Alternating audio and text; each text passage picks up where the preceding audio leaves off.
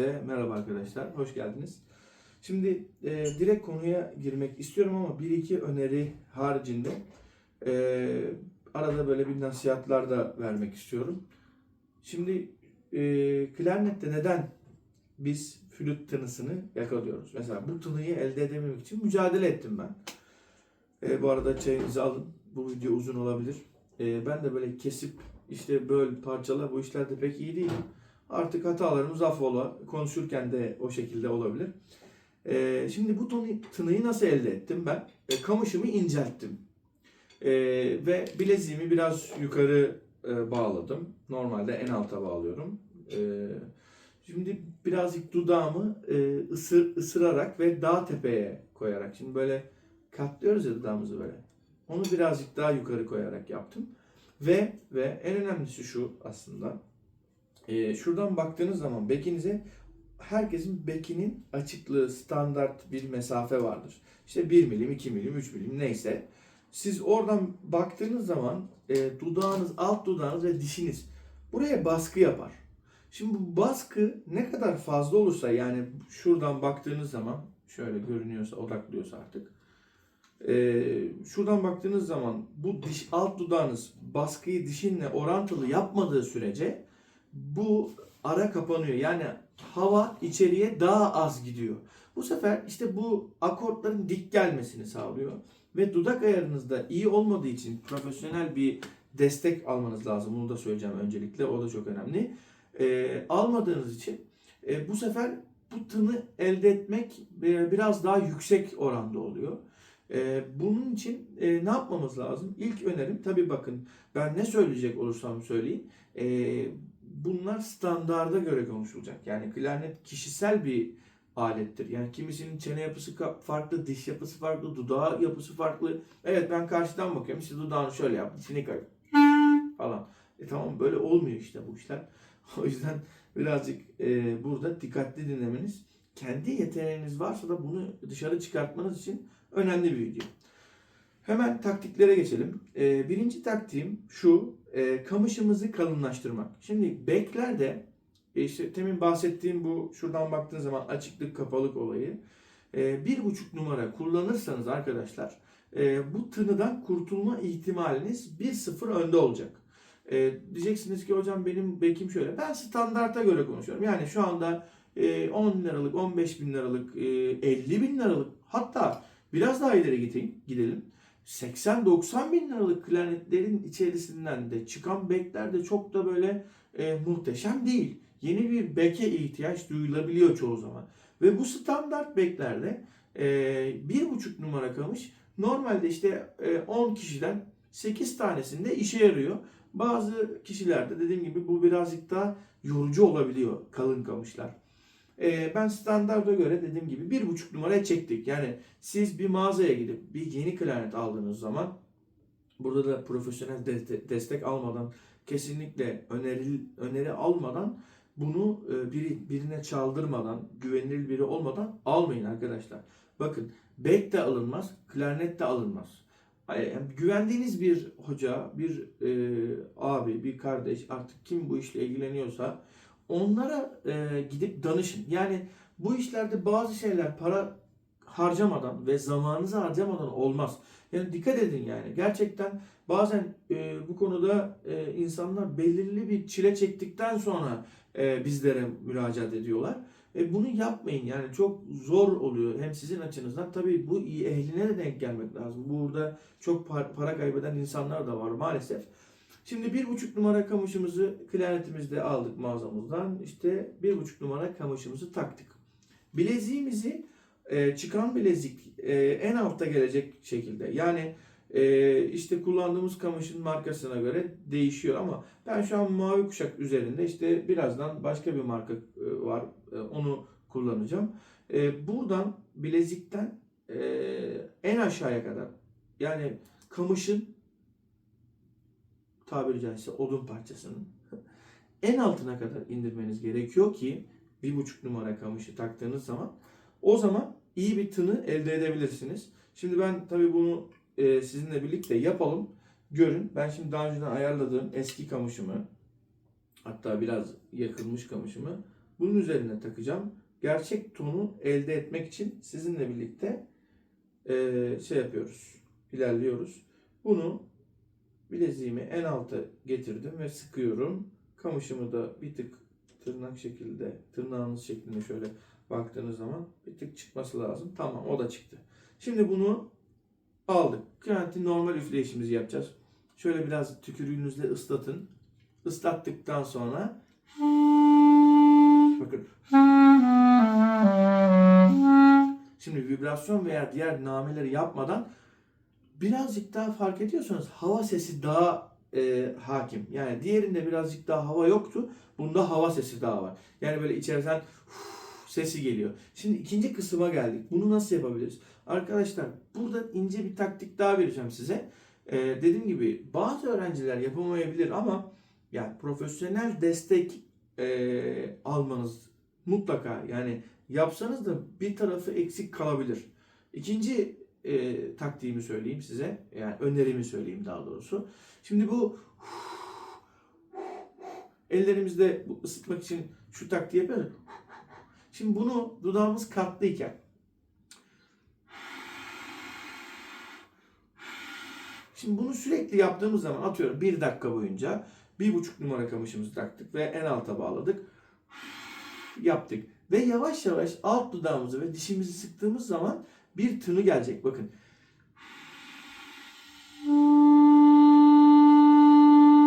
İşte bu doğru tını. İşte biz bununla birlikte üçüncü en önemli şeyimizi söylüyorum. Dil atma. Bu da tü şeklinde. Tü, tü. Dili kamışın ortasına vuracak şekilde tü demeniz. Şimdi bu profesyonel nameler yapmadan bu şarkıyı, aynı şarkıyı bu şekilde çalmaya gayret gösterin. Ne yapıyorduk? Pozisyonumuzu aldık. Doğru sesimizi çıkardık. Şimdi şarkımıza geçerken birazını tüylü, birazını tüysüz çalacağım.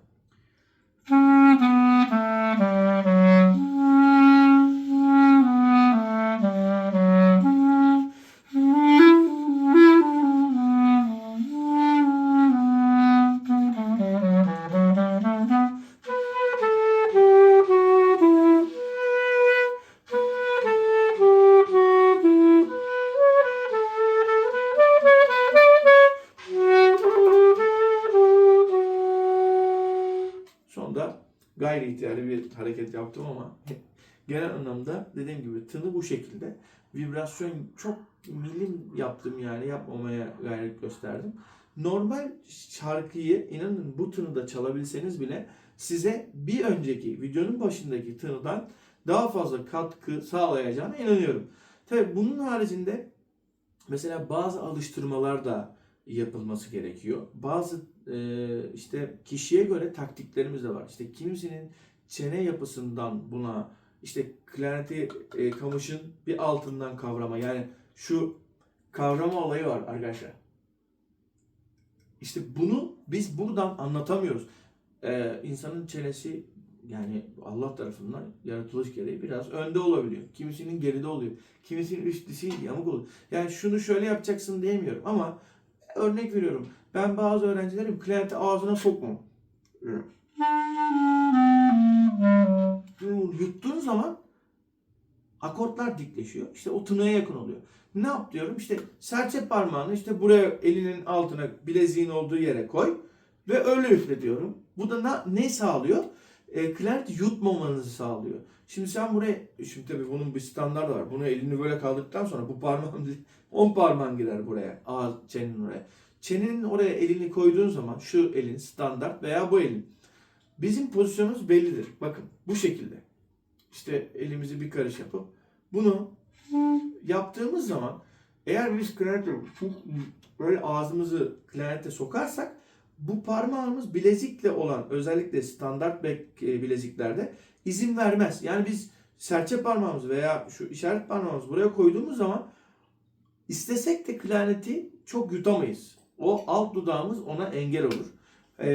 Tabii bunu yaparken dediğim gibi klarneti kaldırmadan yapacaksınız. Şimdi benim bileziğim farklı olduğu için de daha rahat girip çıkıyor. Sizin parmağınız da şu şekilde daha rahat girip çıkacak. Şimdi bu da etki ediyor. Örnek veriyorum. Ve bundan sonra vereceğim bütün örnekler kişiye göre olacağı için videoyu sonlandırmak istiyorum. Burada videonun sonuna doğru da kısık klarnet çalınmayla ilgili, bu arada çayımızdan bir yudum alalım. Bismillah. Hala çok sıcak yandım. Şimdi videonun sonuna doğru da şunu şey yapalım, ekleyelim. Neden kısık klarnet çalınmaz? Ya arkadaş, bu kısık klarnet çaldığınız için işte ev ortamı, saat, apartman, bak anlıyoruz. Herkes anlıyor. Ben de anlıyorum. Herkesin yani apartmanın şartları müsait değil, ev şartı müsait değil, ofis veya başka bir yer. Ama siz ne yapıyorsunuz biliyor musunuz? Niye bu şarkıya şey yaptım da bir taksim yapayım bana.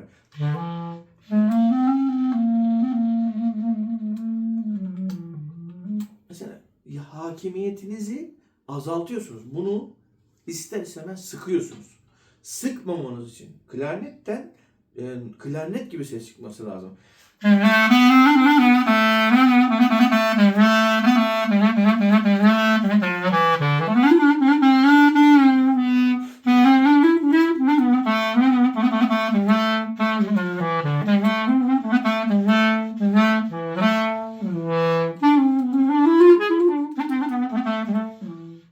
Örnek veriyorum. Bunu kısık yapamaz mısın hocam? Evet, profesyoneller bunu yapar. Ben zaten bu dersi verirken neden düdük gibi klarnet çıkartıyorsun diyen adama bu dersi gösteriyorum. Siz çalışmalarınızı kısık yaptıkça dudağınızı ısırıyorsunuz. Yani bunu ısırdıkça işte hava gitmiyor klarnete. Olmuyor. Şimdi bunu bir profesyonel yaptığı zaman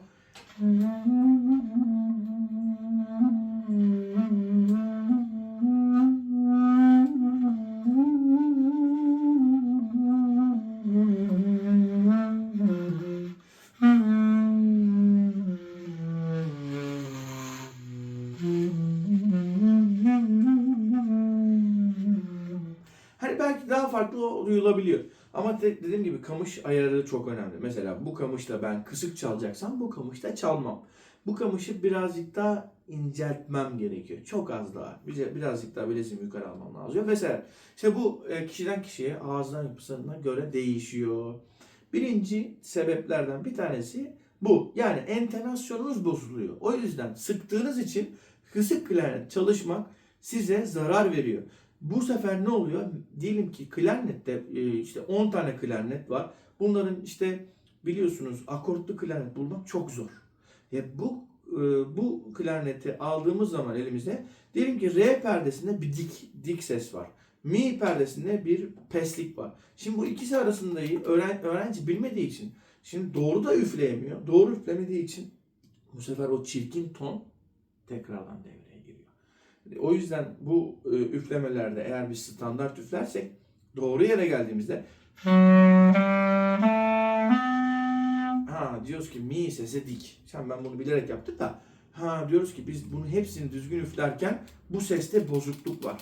İşte bunun için üflemenizde o tınığınızı da ayarlamak için dediğim gibi üfleme tekniğinizin de düzgün olması lazım. Mutlaka bir bilene sormanızı tavsiye ediyorum videoyu kapatırken. Herkese hayırlı akşamlar. Kendinize iyi bakın.